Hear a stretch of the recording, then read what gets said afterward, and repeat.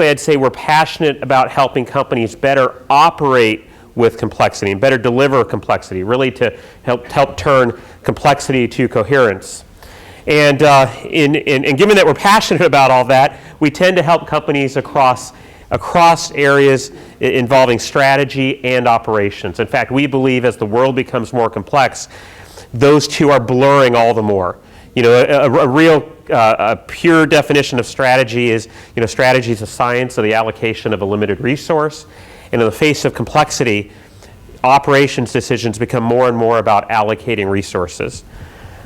We've written a few books. Actually, this first book here, Waging War on Complexity Costs, we have some free copies at our booth out in the lobby. We have a second book, Growth in the Age of Complexity, that's coming out later this year.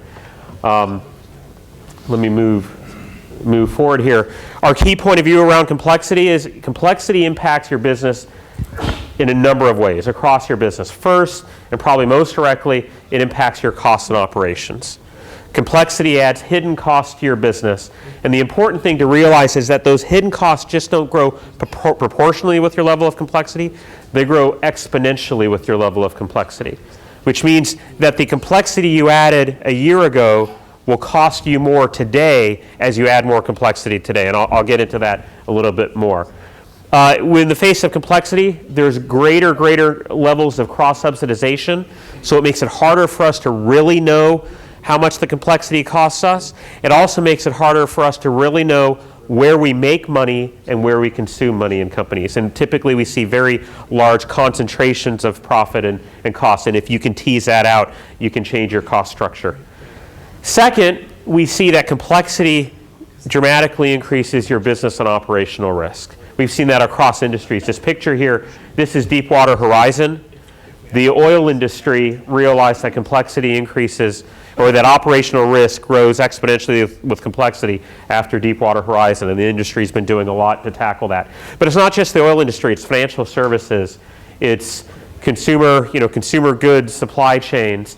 And as our world becomes more complex, it becomes less possible to anticipate all of the points of failure. It used to be, in a simpler world, that if you were deliberate and vigilant, you could anticipate and design for and mitigate points of failure. We have to understand that we cannot anticipate all the points of failure. So we have to operate in different ways. I'm starting to go down a tangent since that's a different talk, but I just wanted to introduce these topics. The other is growth and innovation. Complexity affects your ability to grow.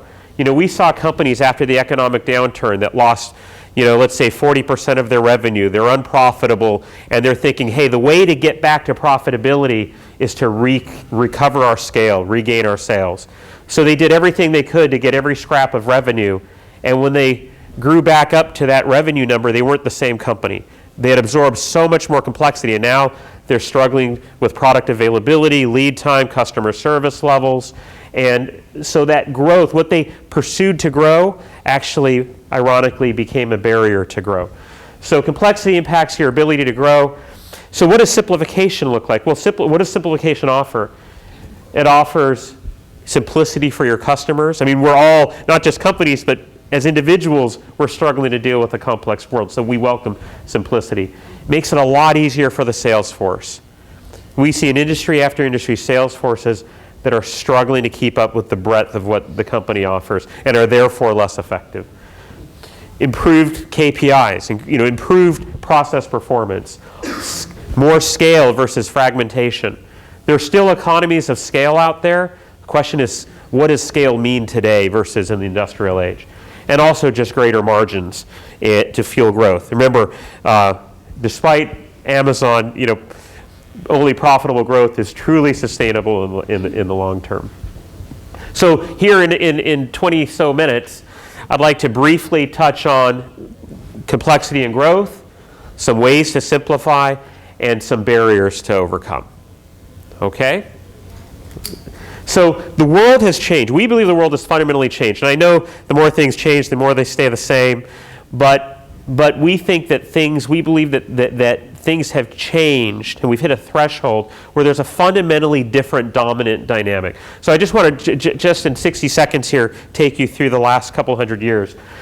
Pre-industrial age. So think about the time before fossil fuels, before electricity, before interchangeable parts in factories. It was largely a variable cost world. Work was done by muscle power. Differences in productivity or speed were due to differences in skill or strength between two horses or two people, and those varied within narrow ranges. So the world is very much a variable cost world, which meant larger organizations were not inherently more cost competitive than smaller ones. Then what happened in the industrial age? We got all those things like sources of power, steam engine, fossil fuels, electricity. We got interchangeable parts, massing of production, factories. And the whole story of the industrial age is that you had the opportunity to invest a lot in fixed costs and gain tremendous efficiencies from it. So bigger turbines, more efficient than a smaller one. So the whole story for the industrial age was it was a race to be the biggest. Bigger companies were necessarily more cost competitive than smaller ones. So you had US Steel and Standard Oil and all of them. But we're in a very different age today. We're in this post-industrial age. And the dominant dynamic today is complexity. So in the industrial age, when an electrical utility provider grew, it just meant I just have a bigger turbine putting out more electrons off the machine. Today, we get bigger by delivering more complexity, by doing more things, and there's a cost to that. And that doesn't mean it's bad, but there's a cost to it, and that cost grows exponentially. So today, the dominant determinant of a company's cost structure is this tug of war between these two curves. As I get bigger, I get some scale benefits, but to get bigger, I'm typically adding a lot of complexity, which brings an exponential cost with it. And there's this tug of war. So today, bigger companies are no longer necessarily more cost competitive. So if you're with a small company, that should be exciting. We see in industry after industry, the most profitable company is rarely ever the biggest in the industry. But it also presents companies with a lot more challenges because the way forward isn't so clear as it used to be. It's not simply just get bigger. The way forward is how do I build efficiencies? How do I build scale in a world that's very, very complex? In fact, we would say complexity is the opposite of scale. So today, rather than talking about economies of scale, we should really talk about economies of density. So is complexity the enemy of growth? Okay, well, that's kind of a rhetorical question. I mean, the answer is yes and no. It depends, right? Everybody wants variety. Customers want variety. Nobody wants to go back to the 1930s. But there are different types of complexity. There's good complexity and there's bad complexity. Good complexity is complexity that a customer is willing to pay for. Bad complexity is complexity a customer is not really willing to pay for because they don't value it. And companies that have too much complexity have too much bad complexity. And companies that have too much bad complexity, ironically, do not have enough good complexity. So this is what we call the complexity frontiers. How do you deal with this today? Just some impacts. There's some indirect impacts. Too much bad complexity erodes your service levels. It dilutes your sales force, focus. Also, if it gets very extreme, it presents the customer with its overchoice in the customer's eyes. So let me move on in the interest of time. I won't go through all of this, but the point here is tackling complexity can have benefits across your business, across all, nearly all metrics of the business. Here, this you just call pretty much typical manufacturing and sales. And so here are some ways to reduce complexity: supplier consolidation, raw material consolidation, product consolidation. And when you take that through the company, what you see is a host of potential benefits from improved service levels from your suppliers, reduced material costs, reduced lead times, which tends to be can make you much more competitive with your customers, reduced inventory, reduced labor costs, reduced scrap, inventory levels and on, all the way down here, better customer service. So that's the opportunity for reducing complexity. And let me go forward. Here's an example. This was a $1 billion tech company. Here in the base here, they had 3,500 products. They came out with 0 new products. Customer satisfaction was very poor, and they were losing money. And in 2 years, they reduced the product portfolio by 86%. So we're not talking about taking out 10% of your slow movers. 86% reduction. They dramatically improved on-time delivery because with 86% fewer products, they could deliver those remaining products much better. Customer satisfaction was very tied to on-time delivery performance. They grew operating earnings 13 points from -6 to +7%. There are two things that I'd really like you to focus on here. One is notice that the innovation improved. Right? Complexity injects noise between you and your customer. In today's world, differentiation is not the competitive advantage, it's the ability to differentiate. As lifetimes get shorter, the competitive advantage is the ability to differentiate faster, more effectively than your competitors. And to do that, you have to have a pretty clean innovation pipe. The other thing I want to draw your attention to is sales. Sales more than tripled for this company. So pretty dramatic impact. But what do we mean by complexity? Everyone knows when something's complex, but it's hard to put words to it. And until we start putting words to it, it's hard to get your arms around it and start dealing with it. So briefly, we would say at a high level, at a very simple level, because it helps to simplify, there are three dimensions of complexity. There's your product dimension. These are the variety of products and services you offer. It's also the variety of features in the products and services, and it's also the internal complexity, the range of components that you use to deliver those products and services. Process complexity. These are the steps and handoffs it takes to deliver your products and services. And on the organizational dimension, I mean more than just org structure, I mean resources. These are your systems, your assets, your people, your facilities, your intellectual property, your reports. And you use these resources to execute these processes, deliver these products and services. And when defined this way, you clearly see that complexity is not all bad, right? It can be good or bad. But too much is bad. So what does too much look like? Well, on the product side, it's customer overchoice, strained processes, a bloated portfolio. On the process side, it's duplication, rework, hands-offs, confusion. On the organization side, I think the best word is just disarray. It's disarray in the assets of the firm and how those line up against your processes to deliver your goods and services. So complexity is good or bad. Too much is bad. But I'll say almost every company, not every one, but almost every company has too much complexity. And the exceptions are typically the ones we talk about as examples of great companies. One of the reasons you have too much complexity is because the benefits of complexity tend to be very local, which means the moment I'm going to add, whether I'm going to add a product or a process step or add a report or a new system, when I'm going to add complexity, I have a very full awareness of the benefit of it. That's why I'm doing it. But the costs tend to be very distributed. I have a very incomplete view of all of the little knock-on effects, all of the little bit of costs, all the interactions with everything else in the system. And the more complex the system becomes, the more disproportionate that difference in costs or benefits being local and costs being distributed. So when benefits are local and costs are distributed, you tend to over-proliferate, like fossil fuels. Well, I won't go into that. So those dimensions, another important point is those dimensions, here we use them as the axes of the complexity cube. And the reason for that is complexity resides on those dimensions, but the cost or impact or risk that results from that complexity lies on the faces of this cube, and actually more correctly within the volume of the cube. And what that means is the impact of complexity results from the interactions of complexity. So the impact of complexity grows exponentially or geometrically with the level of complexity. Here's another way to kind of look at it.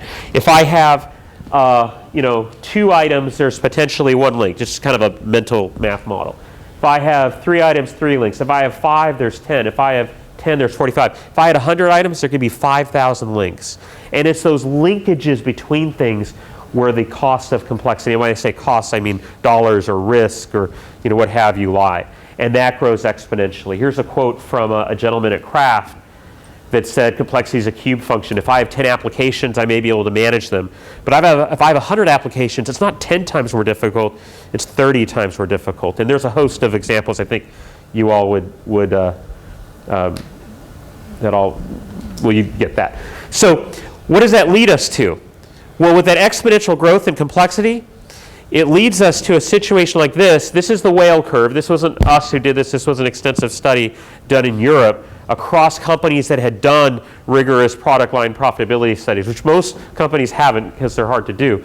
But they found that typically in most companies across industries, 20 to 30% of your products and services generate 300 or more percent of your profit, which means the other 70 to 80 destroy 200% of your profit.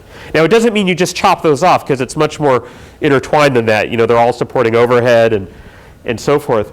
But there's extreme profit and cost concentration in a business, and the companies that are able to tease that out can dramatically improve cost structure and performance.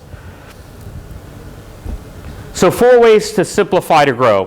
One is to optimize your portfolio. If you knew what your whale curve was, this chart, and let me say, most people don't know what this is because of the level of cross-subsidizations, and I'll talk about a solution there in a moment. But one is to optimize your portfolio.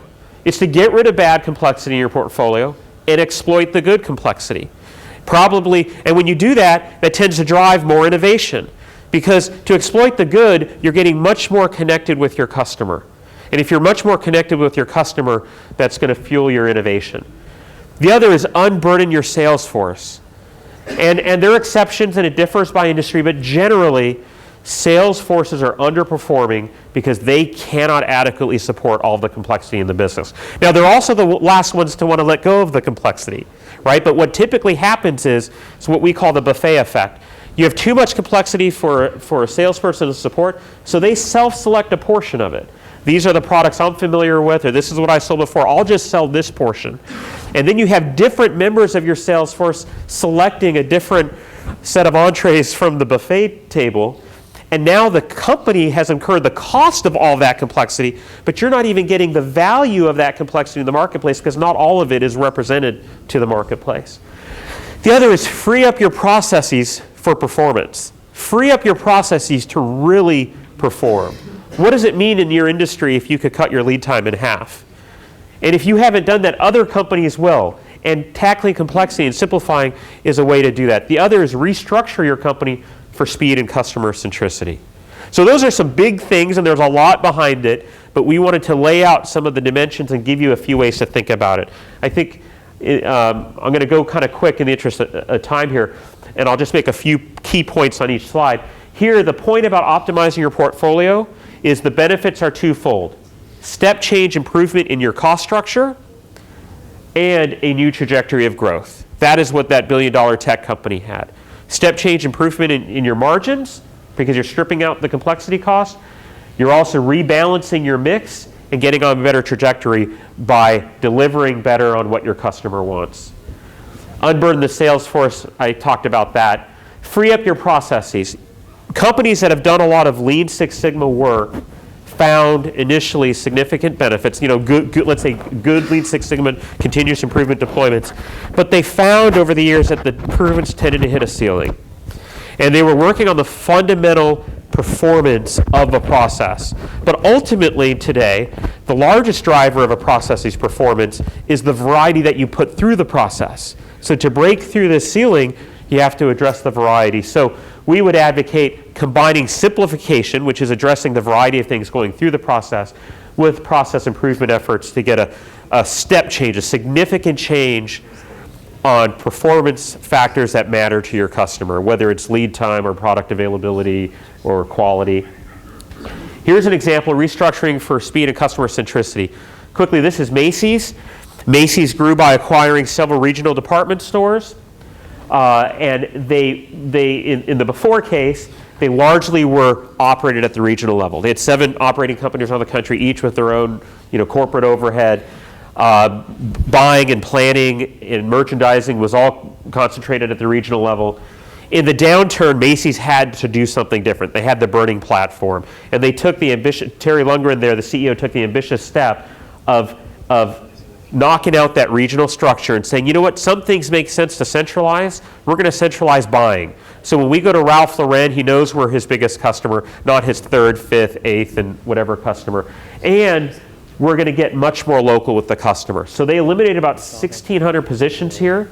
They redeployed 5 more locally. So instead of merchandising and planning being done in 100 store groups, it's being done you have a merchandiser planner for a 10-store group. Much more responsive to the local environment. At the same time, they have much more clout and pull with their suppliers so that they can deliver against those local tastes. So what did that do? Well, it saved them $500 million. It also launched their longest period of same-store sales growth. And in 2011, when this was completed, Macy's had its best year ever. And then again, a better year in 2012, despite the very poor retail environment.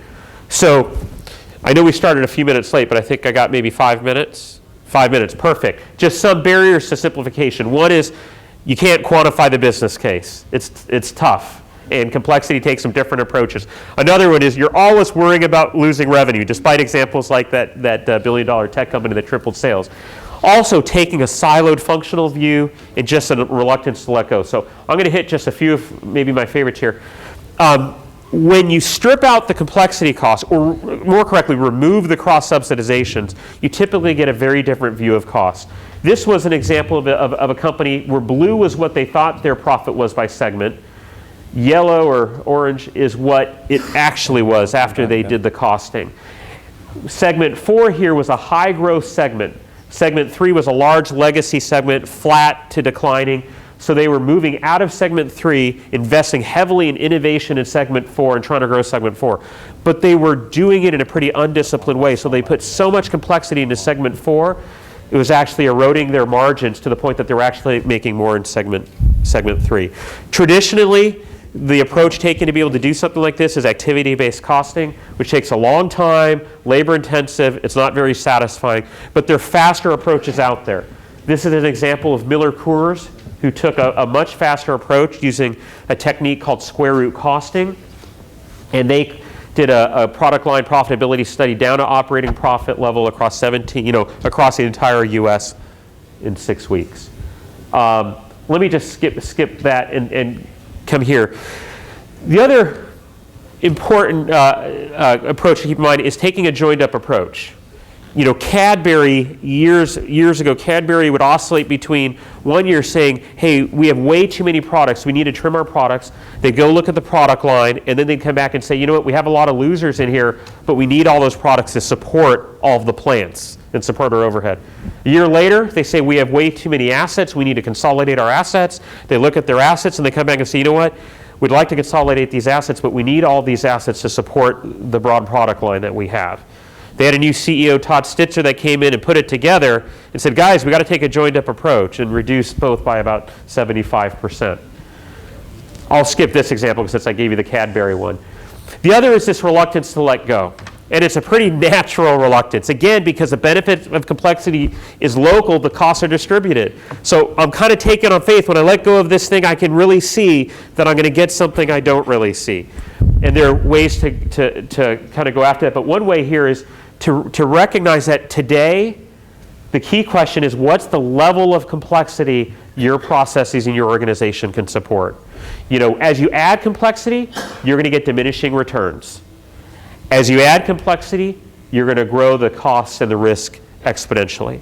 So there's some point right here at this elbow where beyond that you can't support more. Last slide. Bluebell ice cream. They're a great example. Raise your hand if you know Bluebell ice cream. Okay, more than I thought. Well, I guess not everyone's from San Francisco, but they're big in Texas. They're the number 3 ice cream maker nationally after Dryers and Bryars, but they're number 1 where they compete.